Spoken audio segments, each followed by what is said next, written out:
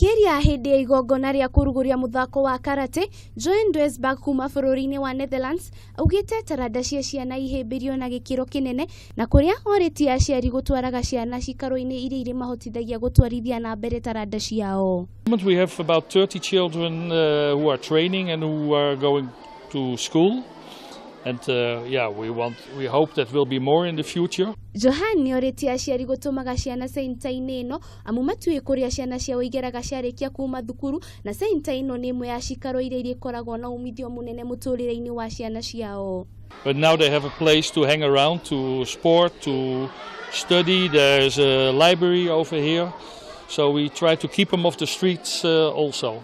Murutani wa karate center-inĩ ĩno Molisi Godo nĩanyitĩte mbaru mathomo merũ megemainie na urutani wa karate kũrĩa augĩte nĩ mohigagia ciana na njĩra nene. They do a bit of study.